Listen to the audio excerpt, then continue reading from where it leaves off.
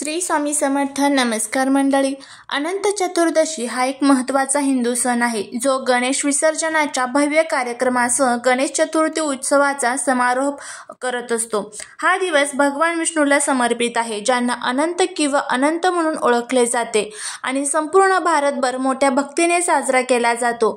भक्तांनी विस्तृत विधी, प्रार्थना आणि मिरवणुकीने भगवान गणेशाला भक्त या दिवशी निरोप देत असतात. तर 2024 मध्ये अनंत चतुर्दशी ही मंगळवारी 17 सप्टेंबर रोजी साजरी केली जाईल. हिंदू चंद्र दिनदर्शिकेनुसार भाद्रपद महिन्यातील शुक्ल पक्षाच्या 14व्या दिवशी चतुर्थी हा सण येतो. अनंत चतुर्दशीचा शुभ चौघडा मुहूर्तावर गणेश विसर्जन केल्याने सौभाग्य आणि दैवी आशीर्वाद मिळतात असं मानलं जातं. तर आता 16 सप्टेंबर रोजी चतुर्थीची जी सुरुवात आहे तर ती दुपारी 3:10 होणार आहे आणि चतुर्थी समाप्ती जी आहे तर ती 17 सप्टेंबर रोजी सकाळी 11:44 होणार आहे. त्यामुळे विसर्जनाची जी शुभ वेळ आहे तर ती संध्याकाळी 7:51 पासून ते रात्री 9:19 पर्यंत असणार आहे. विसर्जन विधी करण्यासाठी हे वेळ अत्यंत शुभ मानली जातात. त्यामुळे भक्तांना आध्यात्मिक दृष्ट्या अनुकूल काळात भगवान गणेशाला निरोप देता येतो. अनंत चतुर्दशीला दुहेरी महत्त्व आहे. हा अनंत भगवान विष्णूला समर्पित असलेला दिवस आहे आणि तो भव्य गणेश विसर्जनाचे प्रतीक आहे, जिथे भक्त भगवान गणेशाच्या मूर्ती पाण्यात विसर्जित करतात, जे कैलास पर्वतावर परत येण्याचे प्रतीक आहे. विसर्जन म्हणजे अडथळे दूर करणे आणि सभोवतालचे शुद्धीकरण करणे. अनंत पूजा या दिवशी केली जाते. भक्त भगवान विष्णूंची पूजा करण्यासाठी अनंत पूजा करतात. अनंत सूत्र याला पवित्र धागा म्हणतात, ज्याला 14 गाठींनी बांधतात आणि पुरुष तो त्यांच्या उजव्या हातावर घालतात. जर स्त्रिया असेल तर त्यांच्या डाव्या हातात घातला जातो. गणपती विसर्जन जे आहे तर दिवसातील सर्वात महत्त्वाचा विधी म्हणजे गणेश विसर्जन आहे. या दिवशी रंगीबिरंगी मिरवणुकींमध्ये गणपतीची मूर्ती जलकुंभात विसर्जित करण्यापूर्वी संगीत, नृत्य आणि गणपती बाप्पा मोरया च्या जयघोषात घेऊन आपण ही गणपतीची मूर्ती ही विसर्जित करत असतो. या वेळेस म्हणजेच या अनंत चतुर्दशीच्या दिवशी अनेक भक्त भगवान विष्णू आणि भगवान गणेशाचा आशीर्वाद मिळवण्यासाठी उपवास करत असतात आणि अनंत पूजा केल्याने तो उपवास आपला सार्थक सुद्धा होत असतो. प्रसाद अर्पण केला जातो. देवीचा आशीर्वाद मिळवण्यासाठी, संरक्षण मिळवण्यासाठी विष्णू सहस्रनाम, गणेशाच्या आरती आणि स्तोत्रांचं पठण केलं जातं. तर अशा पद्धतीने आपण गणपती विसर्जन आणि त्याचबरोबर अनंत चतुर्दशीची पूजा, ज्याला आपण भगवान विष्णूंची पूजा म्हणत असतो, तर ती पूजा या पद्धतीने केली जाते. तर आता अनंत चतुर्दशीच्या दिवशी आपल्याला एक उपाय करायचा आहे. आपल्या जीवनातील जे काही दोष, दारिद्र्य, दुःख, अडचणी आहेत तर ते दूर व्हावेत, आपल्या घरामध्ये अखंड लक्ष्मी नांदावी, यासाठी प्रत्येकालाच अनेक प्रकारे आपण उपाय आणि सेवा करत असतो. पण कधीच आपल्याला कोणत्या कामात यश मिळत नसतं. म्हणजेच काय तर आपल्या कष्टाला नशिबाची साथ मिळत नसते. तर त्यासाठीच आपल्या कष्टाला नशिबाची साथ मिळावी यासाठी अनंत चतुर्दशीच्या दिवशी आपल्याला हा जो उपाय आहे तर तो करायचा आहे. आता हा उपाय कशा पद्धतीने करायचा ते बघा. आपल्या आजूबाजूला जी काही झाडं असतात तर त्यामध्ये दैवी शक्ती असतात आणि ह्या दैवी शक्ती आपल्यासाठी आणि आपल्या घरासाठी खूप महत्त्वाच्या असतात. आपल्या जीवनातील शत्रुपीडा, शत्रुबाधा, वास्तुदोष, पितृदोष, दारिद्र्य, घरामध्ये लक्ष्मी येत नाहीये किंवा आलेली लक्ष्मी टिकत नाहीये, ह्या ज्या काही सर्व समस्या आहेत तर त्या समस्या दूर करण्यासाठीच आपल्याला हा जो उपाय आहे तर तो करायचा आहे. आता हा उपाय कशा पद्धतीने करायचा ते बघा.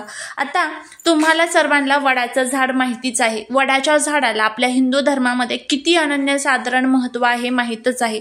तर वडाच्या झाडामध्ये ब्रह्मा, विष्णू आणि महेश निवास करत असतात. वडाच्या मुळ्यांमध्ये ब्रह्मदेवांचा निवास असतो. त्याचबरोबर त्याच्या खोडामध्ये विष्णूचा आणि पानांमध्ये शिवशंकरांचा निवास असतो. आता याच वडाच्या झाडाखाली सत्यवानाचे प्राण परत आणले गेले होते, हे तुम्हाला माहीतच आहे. आता ह्या वडाच्या झाडाचेच आपल्याला हा जो उपाय आहे तर तो करायचा आहे. हा उपाय करण्यासाठी तुम्हाला सकाळी लवकर उठायचं आहे आणि सकाळीच तुम्ही हा उपाय करायचा आहे. तर एक तांब्याभर पाणी घ्यायचं आहे. त्या पाण्यामध्ये तुम्हाला थोडीशी हळद टाकायची आहे. आता तुमच्याकडे जर हळकुंड असेल ना तर आवर्जून काय करायचं, हळकुंड थोडंसं मिक्सरमध्ये बारीक करून घ्यायचं आणि ते हळकुंडाची जी पावडर झालेली असेल तर ती तुम्हाला त्या पाण्यामध्ये टाकायची आहे. आहे। आता हळकुंड नसेल तर आपली घरातली जी हळद असते तर ती टाकायची। आता मसाल्याच्या डब्यातली हळद टाकू नका, जी सेपरेट आपण हळद ठेवलेली असते तर ती हळद आपल्याला त्यामध्ये थोडीशी टाकायची आहे। आणि थोडेसे तांदूळ कुठेही किडलेले वगैरे नकोत, अखंड तांदूळ तुम्हाला घ्यायचे आहेत आणि हे तांदूळ तुम्हाला त्या पाण्यामध्ये टाकायचे आहेत। त्याचबरोबर एक लवंग आणि एक तुपाचा दिवा तुम्हाला घ्यायचा आहे। आणि हे सर्व साहित्य घेऊन तुम्हाला वडाच्या झाडाजवळ जायचं आहे। वडाच्या झाडाजवळ गेल्यानंतर तुम्हाला सर्वात प्रथम जो तुपाचा दिवा आपण घेतलेला आहे तर तो प्रज्वलित करायचा आणि त्या तुपाच्या दिव्याखाली अक्षदा किंवा फुलांच्या पाकळ्या ठेवायच्या आणि त्यावरती तो तुपाचा दिवा ठेवायचा आहे। त्या तुपाच्या दिव्याला हळदी कुंकू अक्षदा अर्पण करायच्या। त्याच्यानंतर जी लवंग आपण घेतलेली आहे तर ती लवंगही त्या दिव्यासमोर तुम्हाला तिथे वटकेश्वर महादेवांचं स्मरण करून ती लवंग तुम्हाला तिथे अर्पण करायची आहे। आणि त्याच्यानंतर हे जे पाणी आपण तयार केलेलं आहे तर वडाच्या झाडाला सर्वात प्रथम तुम्हाला स्पर्श करायचे आहे आणि तुमच्या मनातील जी काही इच्छा असेल, बघा एखादा शत्रू आहे तो तुम्हाला खूप त्रास देत असेल तर शत्रूंचा त्रास दूर व्हावा, घरामध्ये पैसा यावा, तो पैसा टिकावा, तुमच्या घरामध्ये खूप कर्ज झालेलं आहे तर ते कर्ज दूर व्हावं, तर ह्या ज्या काही तुमच्या अडचणी आहेत तर त्या अडचणी तुम्हाला तिथे व्यक्त करायच्या आहेत। आणि त्यानंतर तुम्हाला हे जे पाणी आहे तर त्या वडाच्या झाडाला अर्पण करायचं आहे। आणि अर्पण करत असताना तुम्हाला वटकेश्वर महादेवांचं स्मरण करत राहायचं आहे आणि वटकेश्वर महादेवांकडे प्रार्थना करायची आहे की तुम्ही जी काही इच्छा मागितलेली आहे तर ती माझी इच्छा पूर्ण करा आणि त्याचबरोबर माझ्या जीवनातील जे काही त्रास आहे, दुःख आहे, दारिद्र्य आहे तर ते दूर करा, अशी आपल्याला त्यांना प्रार्थना करायची आहे। हे सर्व झालं की वडाच्या झाडाची जी मुळी असते तर तिथली थोडीशी मुळी तुम्हाला तोडून घरी घेऊन यायची आहे। घरी आणल्यानंतर रक्षासूत्र असतं बघा, तर त्या रक्षासूत्रामध्ये ह्या 2-3 मुळ्या तुम्हाला एकत्र बांधायच्या आहेत आणि त्या तुम्ही तुमच्या पाकिटामध्ये किंवा तुमच्या पर्समध्ये तुम्हाला त्या मुळ्या ठेवायच्या आहेत। जोपर्यंत ह्या मुळ्या तुमच्याकडे असेल तोपर्यंत तुम्हाला कधीच नकारात्मक शक्तींचा त्रास होणार नाही, घरामध्ये शत्रुपीडा, शत्रुबाधेचा त्रास होणार नाही। जर पैशांच्या अडचणी असतील तर पैशांच्या अडचणी सुद्धा संपेल। ज्या ठिकाणी तुम्ही 100 रुपये कमवत होता त्या ठिकाणी तुम्ही 200 रुपये कमवायला सुरुवात कराल।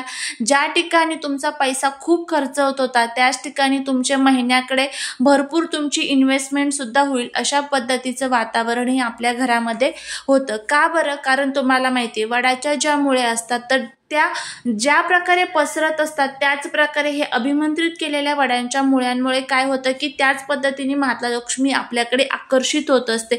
जसजशा मुळ्या पसरतात तसतशी माता लक्ष्मी आपल्याकडे आकर्षित होते, हे लक्षात ठेवा।